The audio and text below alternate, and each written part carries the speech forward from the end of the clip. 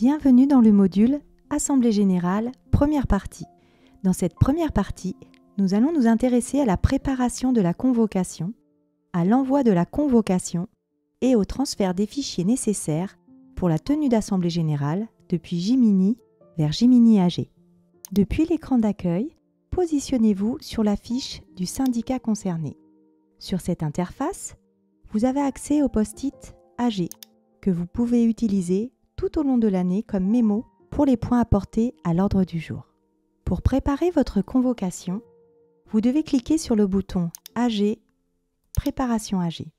Si vous souhaitez visualiser les anciennes assemblées générales, faites un clic droit dans la zone Date et cliquez sur l'AG que vous souhaitez consulter. Si aucune assemblée générale n'a encore été réalisée sur cette copropriété, vous pouvez remplir directement la zone Date, puis Heure et Clé de convocation. S'il y a déjà eu une assemblée, cliquez sur le bouton Plus pour avoir la possibilité de compléter ces champs. Pour compléter la clé de convocation, vous pouvez directement noter le numéro de la clé ou réaliser un clic droit ou encore F4 dans cette zone pour faire apparaître les différentes clés disponibles. Une fois ces informations complétées, vous pouvez procéder à la préparation de votre ordre du jour.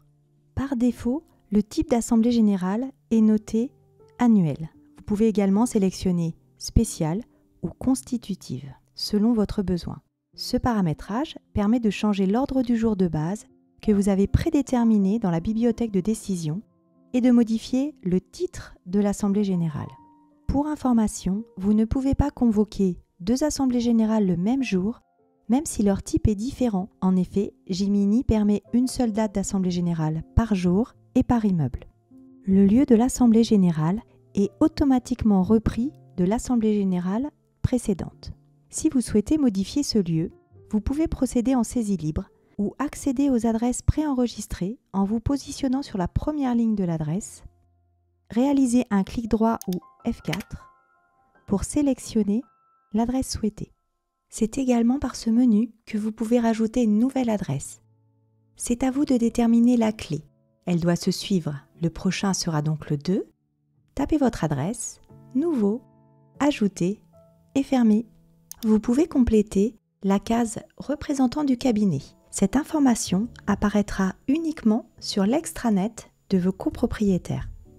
Le tableau des variables d'assemblée générale a été alimenté depuis la comptabilité lors de la création de la convocation. Si le budget n'apparaît pas, comme présenté sur cet exemple, c'est que le budget n'a pas été créé. Si le budget est modifié pendant le temps de la préparation d'assemblée générale, la nouvelle somme apparaîtra dans la case Actualisation. Une petite flèche vous permettra d'un clic d'actualiser votre valeur. S'agissant des valeurs non comptables, vous devez remplir directement ce tableau dans la case Valeurs pour que les informations remontent sur les résolutions de votre ordre du jour. La variable d'assemblée générale et la bibliothèque de décision contiennent des données communes et leurs paramétrages feront l'objet d'une vidéo spécifique. Vous pouvez signaler dans cette zone la date et l'heure de consultation des comptes proposés à vos copropriétaires. Nous pouvons maintenant passer à la préparation de l'ordre du jour de la convocation. Dans le choix des traitements à effectuer, la case Ordre du jour est cochée dès la création de la convocation. Pour vous permettre de visualiser, saisir, personnaliser et modifier l'ordre du jour de votre assemblée générale, vous devez cliquer sur Valider. Vous avez alors accès à la saisie de l'ordre du jour. Sur la partie haute de l'écran est repris la bibliothèque de décision avec une zone de recherche. Il est à noter que les résolutions de la bibliothèque ne sont pas modifiables depuis cet écran. Sur la partie basse de l'écran est présenté l'ordre du jour de la prochaine assemblée générale prédéfinie par vos soins depuis la bibliothèque de décision. Si vous souhaitez rajouter à votre ordre du jour une résolution de votre bibliothèque, il vous suffit de double-cliquer sur la résolution. Elle apparaîtra alors en bas de votre ordre du jour. Vous pouvez, si vous souhaitez, modifier sa position grâce aux flèches bleues situées sur le côté. En double-cliquant sur une résolution, Vous pouvez la personnaliser, modifier sa clé de vote ou son article de vote si besoin. Si vous rajoutez du texte dans la zone commentaires, il apparaîtra sur votre convocation entre le titre de la résolution et le projet de résolution. Et surtout, quelles que soient les modifications, pensez bien à valider votre travail. Si vous souhaitez dupliquer une résolution, il vous suffit de sélectionner cette résolution, appuyer sur « Dupliquer », valider. Elle apparaîtra alors au bas de votre ordre du jour. Elle reste modifiable si vous le souhaitez. Vous pouvez également supprimer une résolution. Sélectionner, appuyer sur le « moins », confirmer et la résolution est supprimée. Lorsque vous sélectionnez une résolution à l'article 25 ou à l'article 26, vous avez un petit bouton « Second vote » qui apparaît sur la droite. Il vous permet de recréer automatiquement la même résolution en article 24. Une fois validée, elle apparaîtra en bleu et se mettra automatiquement sous la résolution d'origine. Votre vote par correspondance proposera automatiquement ce second vote en article 24 sans autre action de votre part. Cette résolution restera en bleu, vous permettant d'un seul coup d'œil de repérer les résolutions pour lesquelles vous avez déjà généré les seconds votes. Vous pouvez également créer une nouvelle résolution grâce au plus. Vous devez compléter la clé de vote, l'article, le titre, l'objet et le commentaire si besoin. La clé, le rang et l'origine seront remplis automatiquement par Gemini lors de la validation de la résolution qui apparaîtra alors au bas de votre ordre du jour. Lors de la création de l'ordre du jour, pensez à enregistrer régulièrement votre travail afin de ne pas le perdre. Votre ordre du jour est maintenant finalisé. Vous souhaitez quitter cet écran. Si vous choisissez de sortir par la flèche en haut à droite, l'écran va tout simplement se fermer. Si vous décidez de cliquer sur « Continuer », Gemini va effectuer un contrôle sur les variables présentes à l'intérieur des résolutions et que vous n'auriez éventuellement pas remplies. De retour sur votre interface de préparation d'assemblée générale, vous allez pouvoir visualiser, éditer et envoyer votre convocation. Cochez la case « Convocation ». Automatiquement, celle de « Simulation » sera cochée également. Vous pourrez ensuite choisir les options que vous souhaitez pour votre convocation. Vous pourrez rajouter un sommaire, un préambule. Il vous faudra double-cliquer pour enregistrer le texte de votre préambule. Une fois votre texte terminé, pensez à le valider. Puis fermez la fenêtre. Ce préambule apparaîtra avant le sommaire sur votre convocation. L'option non nominative, cochée par défaut, vous donne l'accès pour sélectionner un pouvoir non nominatif, des intentions de vote non nominatives et permet la génération des porte-adresses. Ces derniers sont obligatoires pour l'envoi de vos convocations selon les prestataires d'éthique choisis, comme Quadient par exemple. Si vous choisissez l'option nominative, vous aurez alors accès au pouvoir nominatif et au pouvoir nominatif, comprenant le tableau des intentions de vote. La case Word et masquer les seconds votes sur la convocation sont automatiquement sélectionnés. Cette option permet de masquer le second vote sur la convocation. Ainsi, votre convocation sera moins longue et plus compréhensible par vos copropriétaires. Vous pouvez bien sûr retirer cette option si vous le souhaitez. Si vous avez enregistré des pièces jointes dans les documents associés, le menu PDF vous permettra de les associer à l'envoi de votre prestataire. Pour compléter ce tableau, vous pouvez utiliser le bouton « Plus » et choisir le fichier que vous voulez rapatrier depuis l'explorateur. Vous pouvez également utiliser ce bouton qui vous permettra d'aller dans les documents associés de l'immeuble et de sélectionner le document que vous souhaitez. Pour cela, il vous suffit de double-cliquer sur le document que vous souhaitez rapatrier. Vous pouvez, si vous le souhaitez, changer l'ordre des documents grâce aux flèches situées sur le côté. Vous pouvez également simuler une pièce jointe. Le document sera automatiquement en format PDF. Si vous avez enregistré le mauvais document ou que finalement vous n'avez pas besoin de ce document, il vous suffit de le sélectionner et d'appuyer sur le petit moins. Validez votre accord et les documents ont disparu. S'agissant des formulaires de vote par correspondance, Jiminy ne connaissant pas les dimanches et les jours fériés, vous devez compléter cette zone manuellement. Jiminy ne pourra pas le calculer. Si votre cabinet est équipé d'une scanette, vous pouvez générer ici les pouvoirs et la liste des copropriétaires avec les codes barres. Une fois vos sélections effectuées, appuyez sur « Valider » pour obtenir vos fichiers à l'écran. Il convient de fermer un fichier pour que le suivant puisse se générer et apparaisse en format Word. Vous pouvez travailler de manière indépendante ces 3 zones. Si vous souhaitez par exemple ne plus voir apparaître l'ordre du jour lors de la génération des documents, vous pouvez décocher « Ordre de jour ». Si vous souhaitez uniquement vos formulaires de vote par correspondance, vous pouvez décocher « Convocation ». Et inversement, vous pouvez choisir le document que vous souhaitez générer. Vous pouvez si besoin revenir dans l'ordre du jour et effectuer des modifications. Vous pouvez également générer votre ordre du jour et vos différents documents sur différentes versions. Tant que vous êtes en simulation, vous pouvez toujours modifier les choses. Votre convocation est finalisée. Le statut est en préparation. À ce stade, les boutons Vote par correspondance et Visioconférence ne sont pas encore accessibles. Vous pouvez maintenant sélectionner le bouton Génération pour l'envoi. Si vous avez choisi la possibilité d'envoi par lettre recommandée électronique, LRE, vous trouverez une ligne de rappel rouge en haut à droite, ainsi que le nom de votre prestataire. À la validation de cette nouvelle sélection, vous pourrez choisir si oui ou non vous souhaitez diffuser l'Assemblée générale et permettre la saisie de vote par correspondance par l'extranet de vos copropriétaires. Après cette sélection, apparaîtra le tableau de saisie de l'ordre du jour pour rappel. Cliquez sur « Continuer ». Ensuite, vous aurez à l'écran le tableau de contrôle des activations pour la lettre recommandée électronique. Il apparaîtra les personnes ayant souscrit, la date d'activation et si éventuellement il y a un problème, il apparaîtra en rouge. Vous pouvez ensuite fermer et continuer.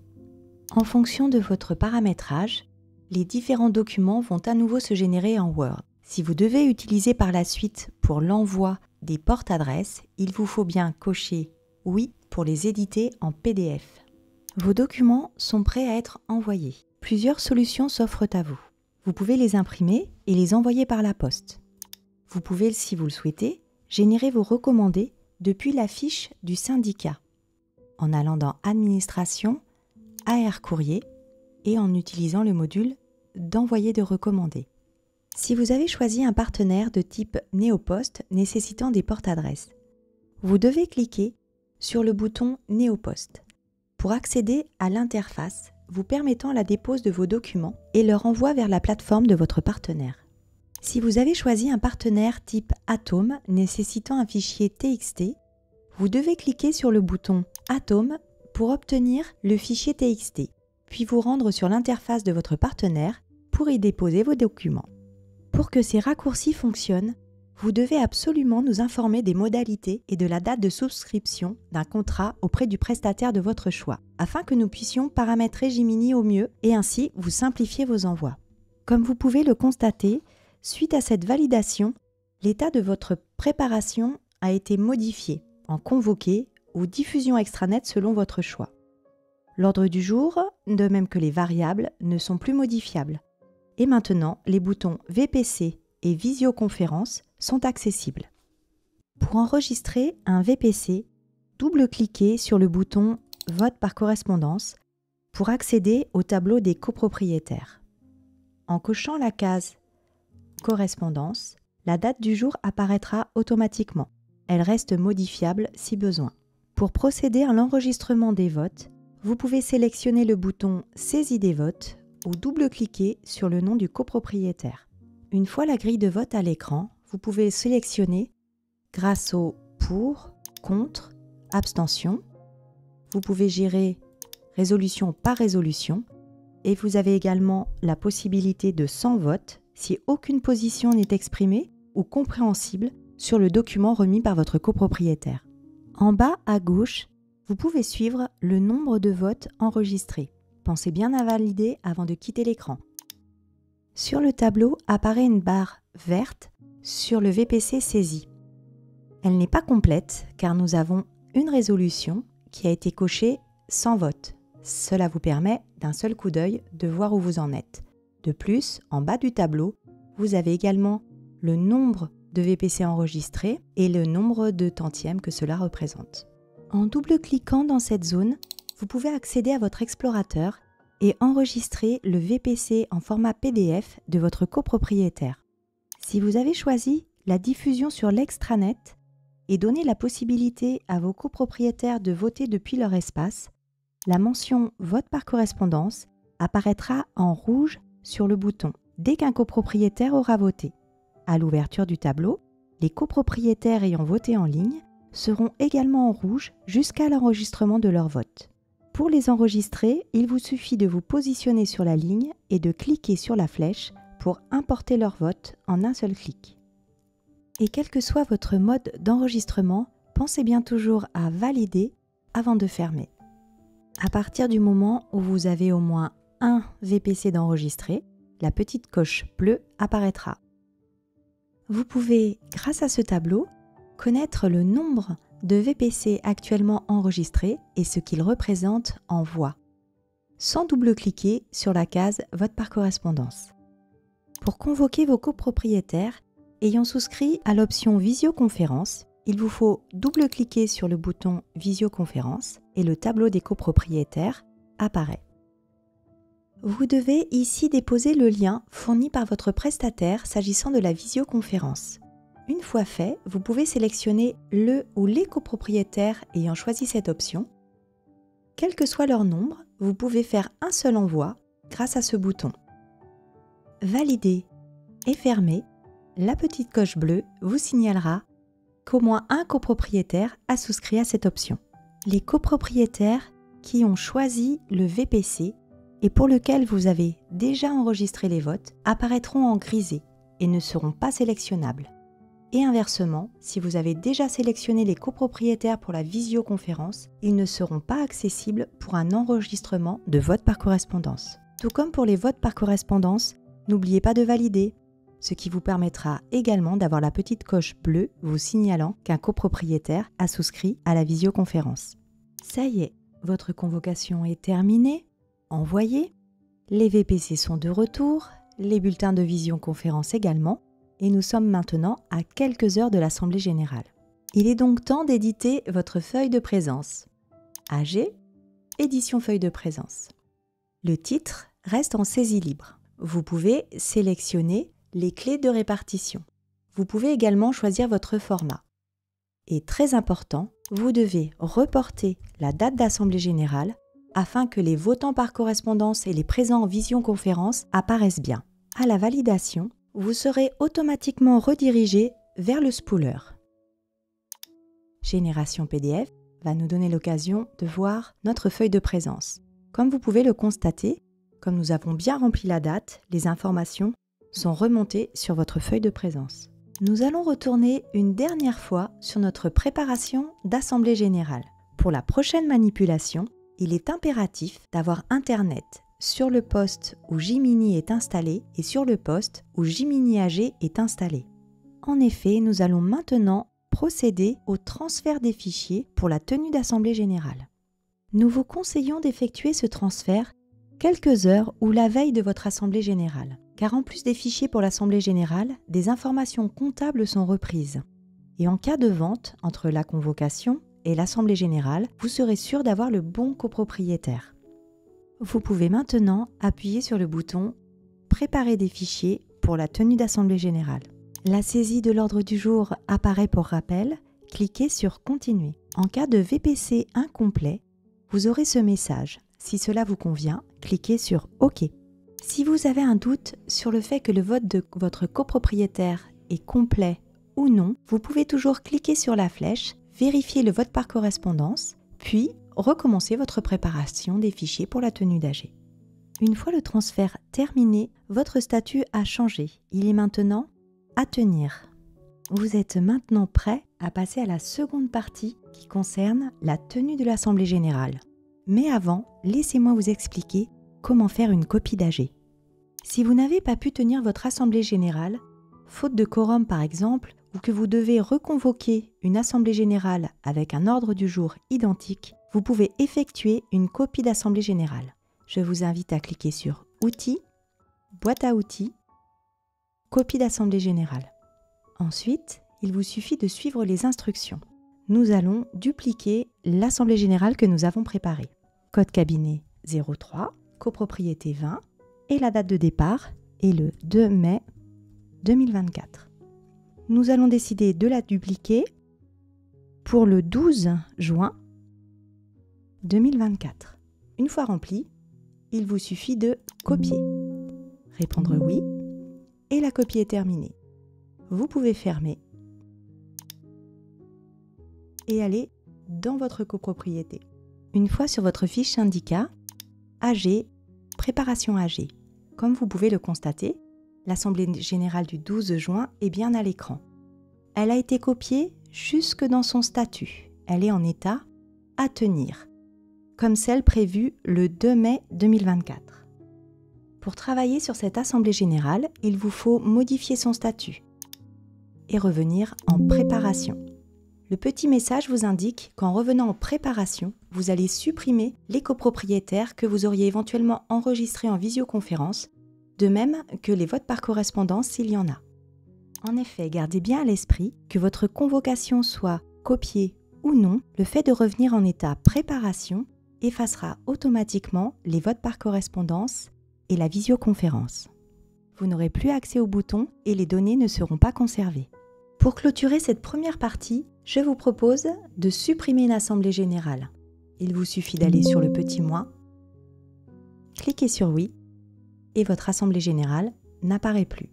Quand vous allez revenir dans votre préparation d'assemblée générale, c'est bien la précédente qui apparaît.